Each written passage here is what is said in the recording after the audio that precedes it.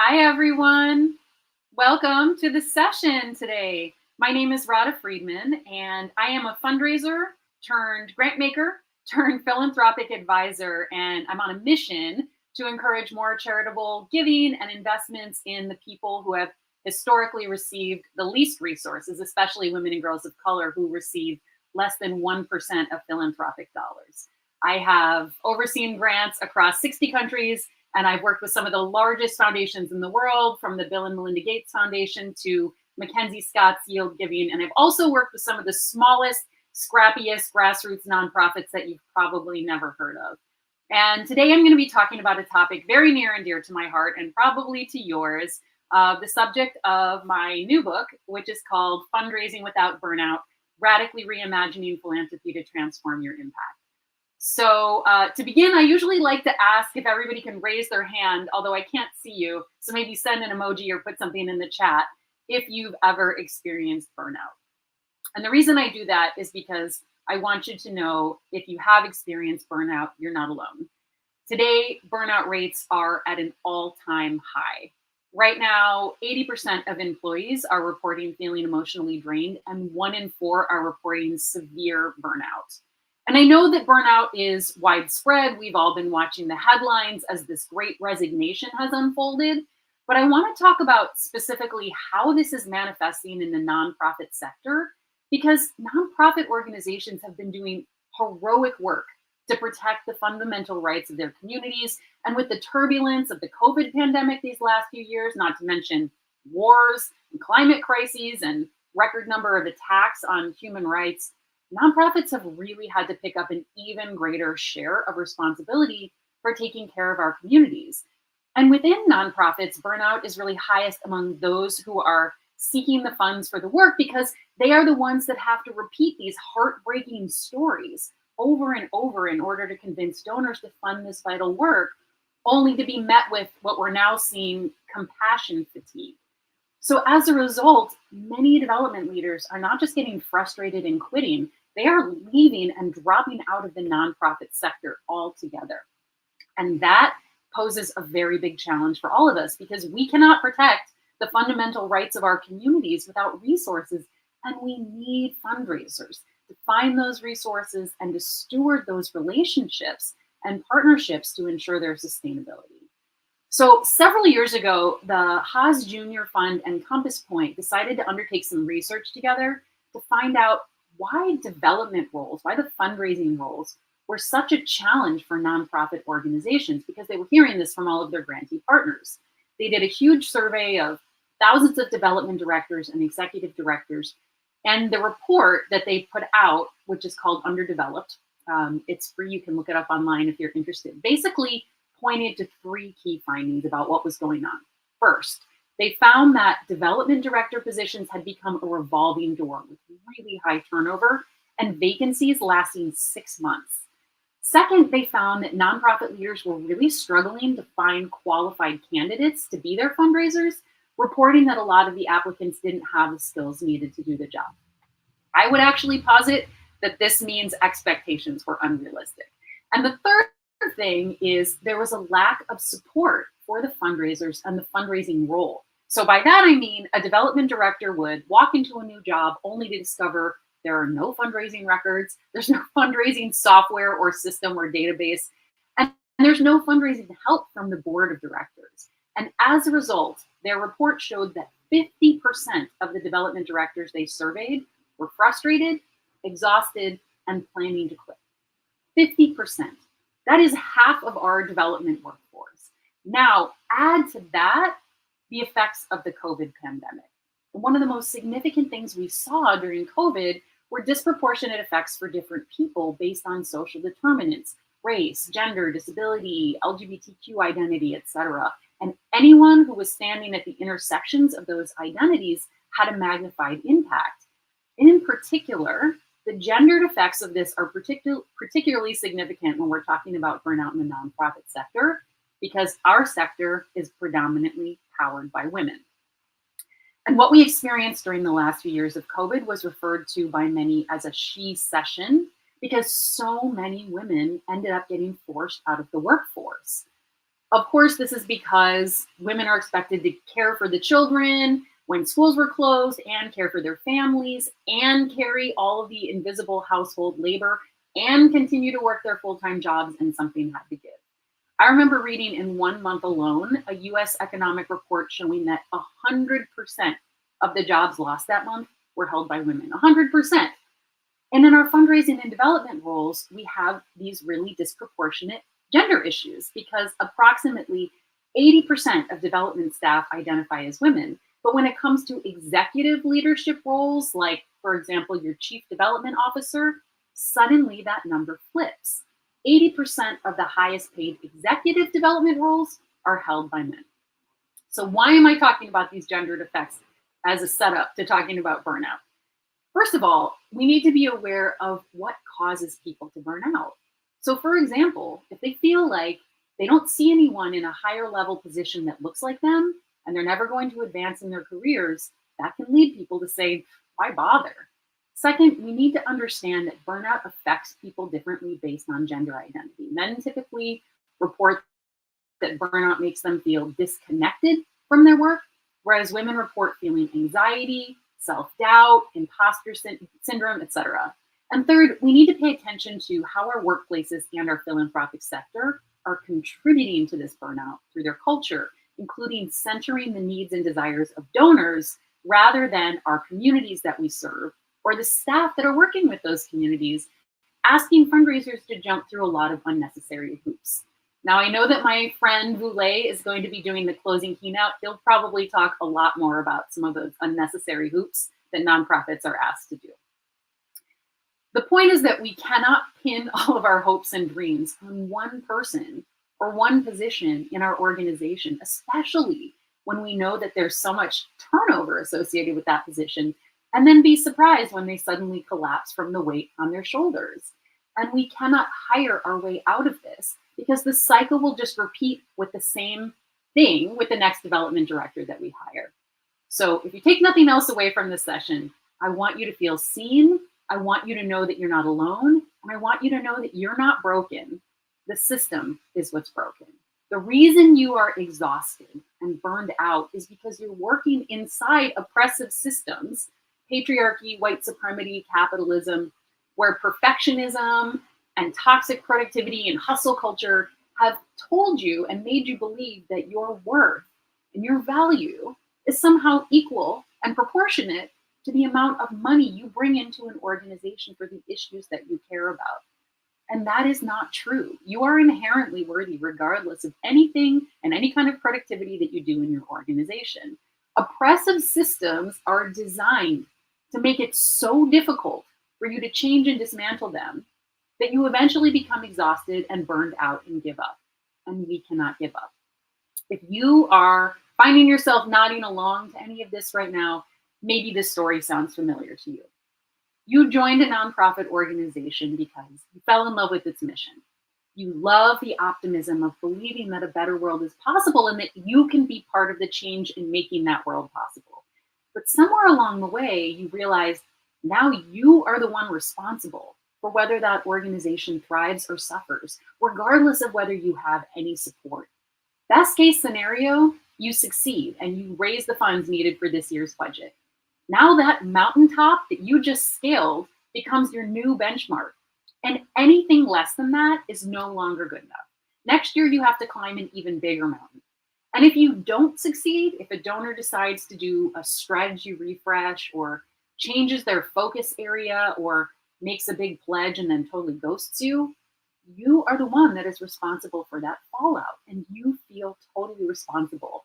And the stakes are very high because development and fundraising roles are highly visible and public facing. You often use your own social capital and call on people you know to help fill tables at your fundraising events. You're putting your own friendships on the line. So it's no wonder that many fundraisers burn out and leave their jobs after 18 months. That's the typical amount of time that people stay in these roles. I know what this fundraising mountain feels like because I have climbed it myself. Many years ago, I scaled a mountain and all my fundraising dreams came true. I helped an organization bring in more money than they had ever seen. We quadrupled our budget. We got several multi-million dollar gifts from some of the biggest foundations in the world. We opened 4 new offices. We earned some of the world's most prestigious awards, like the Hilton Humanitarian Prize and the Skoll Award for Social Entrepreneurship. But instead of feeling like I was on top of the world, it was the most miserable I ever felt in my life. I had just moved across the country to work for a new nonprofit organization, and I had this idea to shake up and transform the organization that I just knew was going to be huge. But it required our board of directors to take a big leap and put a gender equity lens on our work, which is something nobody had ever been interested in funding before. So as you can imagine, this was not an easy sell for me. It took me 2 years, but I was annoyingly persistent, and eventually I got the board and leadership to agree to do a fundraising event. And you better believe we sold out and had standing room only. And we also secured the perfect keynote speaker, the head of the newly launched Nike Foundation, who linked the work we were doing to their new campaign they were spearheading to invest in adolescent girls called the Girl Effect. And this was an incredible stroke of luck for us because once our name became linked to the Nike Foundation, suddenly we were able to open doors that had previously been closed. And once we got through those doors and we were able to share our story with new donors, we just started to make it rain. One funder led the way to another. It was like a snowball effect. But things happened so fast that suddenly I wasn't even sure I was in the same organization anymore because our culture changed completely. We had been a very small organization working together very closely. Our structure was very flat. We all pitched in. Nobody cared about what our titles were. The CEO invited me over to barbecue on the weekends. I went out to happy hour with my colleagues. We were very close knit. When I needed to talk with my boss, the CEO, I simply knocked on his door and asked, "Hey, do you have a minute?" But within months of receiving all of this funding, suddenly everything in the culture had changed. Now, if I needed to talk with my boss about a donor, my question was intercepted by his new executive assistant, who literally stood in the doorway of my office to block me with her arms crossed and told me matter-of-factly, "You will need to send a formal email requesting a meeting with the CEO because according to our newest organizational chart, you no longer rank as somebody who can send him direct emails. And I can already tell you from looking at his calendar, he won't have an appointment for at least several weeks." Tensions grew in the workplace. And it stopped feeling exciting. It started feeling exhausting. Hierarchies sprung up overnight, closing doors that had always been open.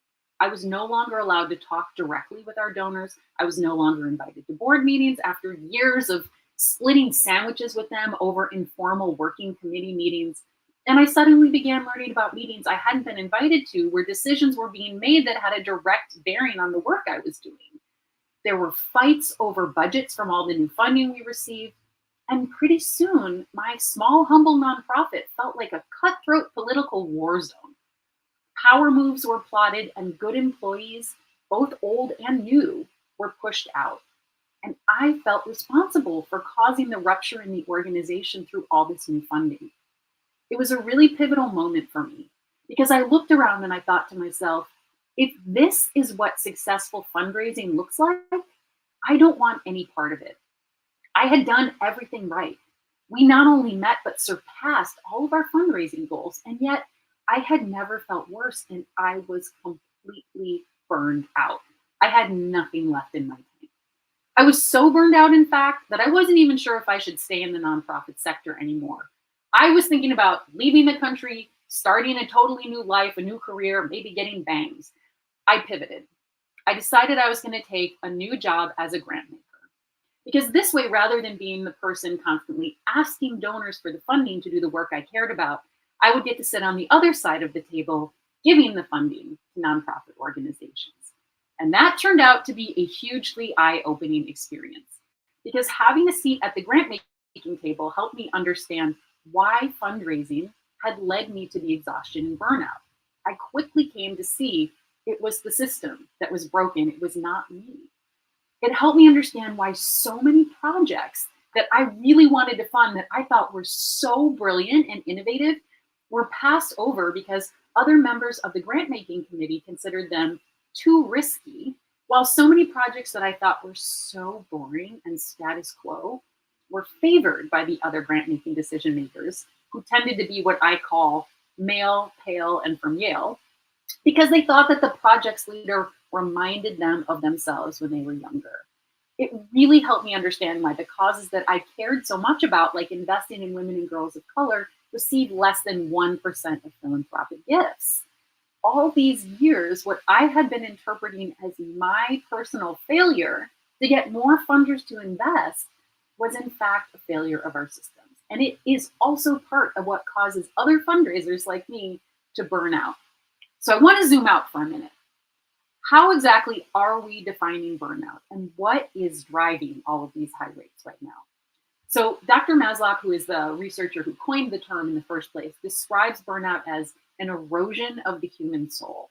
It's become a prevalent enough phenomenon that the World Health Organization now includes burnout in its international classification of diseases, describing it as a syndrome resulting from chronic workplace stress that has not been successfully managed. So basically, burnout typically has three dimensions. One, feelings of exhaustion. Two, feelings of negativity about your job. And three, feelings of a lack of accomplishment. I'm guessing that many of you here today have felt all of those things. And the World Health Organization definition is important because it acknowledges that burnout is not just an employee problem. It's a systemic problem, and that means it needs a systemic solution. So what is causing all the burnout, and where are our responses for this falling short? For the sake of time, I'm going to simplify this into three major things. The first is we tend to place the blame on individuals for burning out rather than on the systems. We treat this as a you problem. If you've ever shared with your superior or your boss that you're starting to feel burnout, you've probably heard this, right? You just need better work-life balance. You just need to take a yoga class or a vacation, or you just need to lean in, girl. But there's no analysis of the workplace cultures that we are operating in. Because our nonprofits so often operate with a scarcity mindset, the expectation is that you will overwork, regardless of compensation. And that leads to toxic productivity. And when that starts to lead to exhaustion, what follows is shame and self-doubt about your capabilities and imposter syndrome. I can tell you, as a coach who's worked with a lot of leaders, imposter syndrome plus perfectionism is one of the strongest predictors of burnout. And it's also why it's so prevalent among women. The second thing is we don't give fundraisers enough support. And yet our expectations are like crazy high. One of the biggest reasons for burnout among development professionals is these unrealistic expectations. When there's a lack of investment in fundraising systems, in teams that are going to support the fundraiser, in an unengaged board, we're not setting them up for success. And the third thing is we are not talking about this as a sector. We're having individual conversations alone in rooms, but we're not talking about this all together, including with our donors, who have a huge role to play in how philanthropy works. It's so difficult, I know, because of the power dynamics, to have honest conversations with donors about the real costs of what it takes to do our work. But imagine asking your donor for budget lines for the mental health of the staff. Imagine asking for unrestricted multi-year giving without the stress of copious reports and impact metrics. Imagine asking for funding for sabbaticals for the staff. Right now, many funders are unintentionally causing stress and harm to the nonprofits they're working with because they don't understand the actual costs and the actual toll, and we are too afraid of losing their funding to talk with them honestly about the toll it takes in the form of burnout and turnover. So what can we do? The good news is burnout is recognizable, it's preventable, it's treatable, and it is reversible. You can recover from some of the warning signs of burnout pretty quickly, even within a few months. However, if you ignore it, if you try to muscle through it, and then you hit severe burnout, it can take 2 to 5 years to recover. You heard me correctly, 2 to 5 years. So it's in all of our best interests to act now. So first, instead of blaming employees for burning out, we need to acknowledge it's a systemic issue that is taking place throughout our sector. We can help by creating healthy work cultures. For example, adopting a 4-day work week, or giving employee sabbaticals, or providing flexible leave policies. I just talked with a nonprofit recently that provides sabbaticals to their employees after working there for 2 years, unlimited menstrual leave, and when they give employees time off, they also offer them stipends to support the work that they're doing in their time off. Most importantly, we could create space for open and honest dialogue about realistic expectations.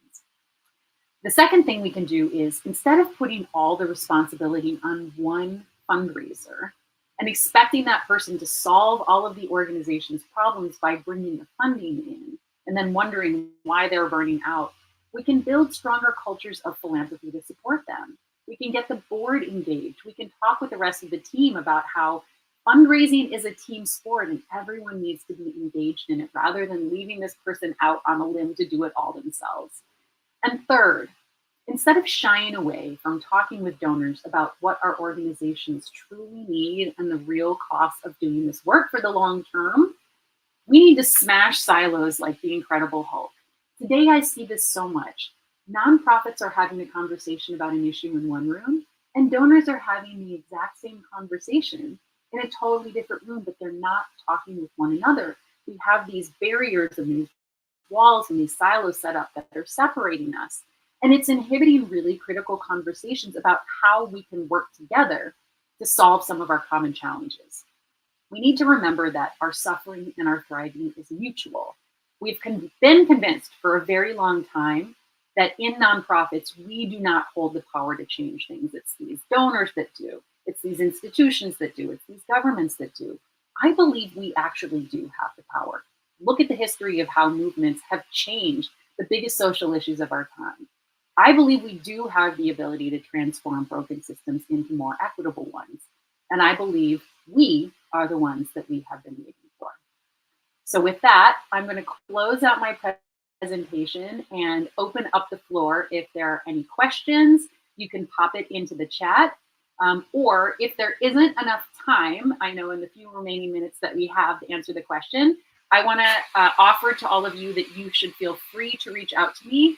I will put my email address in here. You can reach out to me directly. Or I know there's also the opportunity for a brain date session throughout this Wellbeing Summit. So you're welcome to do that as well.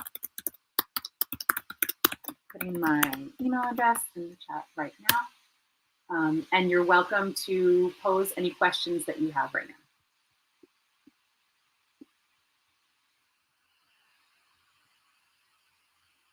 I can't actually see anyone, I realize, so I think this might be the only opportunity that you have to put it into the chat, because I won't be able to see if there are any comments here.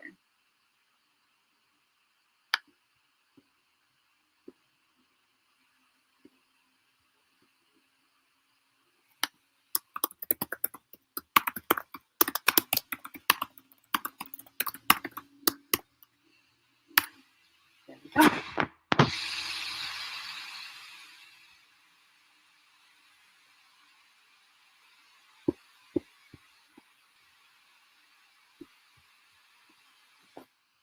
Okay, we may have shy people. I just got to know people may be shy. We may have shy people in the audience, or maybe you're so burned out that you don't have the energy to be asking the question about this right now. One thing I can tell you is, as I mentioned in the beginning, I started as a fundraiser, then became a grant maker, then became a philanthropic advisor. And so in my current role, a great deal of what I'm trying to do is be the link between funders and nonprofit organizations, partly because the research shows that the majority of funds go to like the top biggest organizations that tend to get the majority of funding already. They're really well endowed. And so I want to help them find organizations that they might not typically see, because most smaller organizations don't have the marketing budgets that these other large organizations do. And so that means I'm in proximity to, I'm talking with a lot of funders. And in those conversations, I often tell them, if you have not worked inside a nonprofit organization yourself, I'm not talking about being on the board. I'm talking about being an employee. You might not understand the toll. And so I am at least raising these questions. Okay, so I see a question here. How can new fundraisers bring up burnout with their managers? Okay, great question. So I think the best way to address this is to tackle it head on. I think that often managers are not aware of the stress and the toll that it's taking on the fundraiser, the development director, whatever the role may be, if they are not the ones who are doing it directly. In small organizations, it's a little bit different if it's a really small organization like a startup, because that fundraising weight is usually more equally shared with the founder slash executive director and the fundraiser. But in mid to larger size organizations, the leadership often is not thinking about the toll this is taking on you because it's not on their to do list every day. It's not their direct sphere of work that they're doing. And so I think bringing this up and sharing with your manager that you need some more support around this, or that you're trying some things that aren't working and there has to be a willingness to do some experimentation and fail as a way of learning. I think it's really important to talk about those things. There has to be a willingness to experiment with some different kinds of things and also understand that the timeline for fundraising is often longer than people understand. It takes time to build relationships, right? Like any fundraiser knows, it's all about relationships. And often there's an expectation that you're going to walk into the organization and like tomorrow, suddenly you will have built these incredible fundraising partnerships. No, sometimes it takes years, right? They say it takes 8 touch points between the first time that you meet with a potential donor and the time that you get funding from them.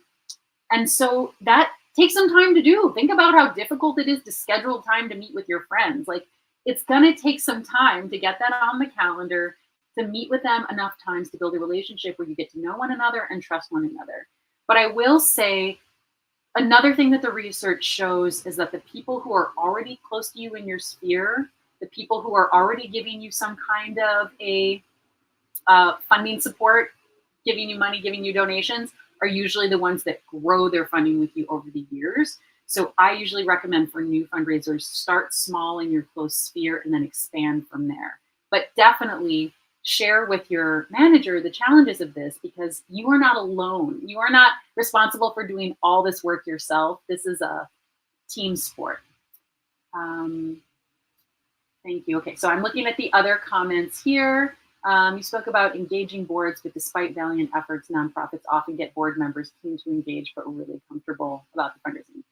Yes, this is true. So this is also a challenge for nonprofit leadership, that in the past, the best practice was to pull in people from corporations thinking that they would have the biggest and deepest pockets and the most connections among their friends. And so that often leads to a phenomenon where you get people sitting on the board who they themselves have never worked inside of a nonprofit before. So there's a learning curve that needs to happen also to educate them, because the prevailing norm has been that people from the corporate world know better, but it's a completely different world, right? It's just a completely different animal, and the resources they have are nowhere near the same as the resources you would have inside a nonprofit organization. So they need to be part of the education process. There needs to be like a real right sizing to help them understand what it's actually like to work inside a nonprofit, or else expectations are going to be totally mismatched. They need to do some real donor education and have some humility about this as well. I found that to be really effective. I think we're out of time here, so I want to thank everybody for being a part of this today, and I'm so glad to have had the opportunity to talk about this with you. Feel free to reach out to me if you have any questions.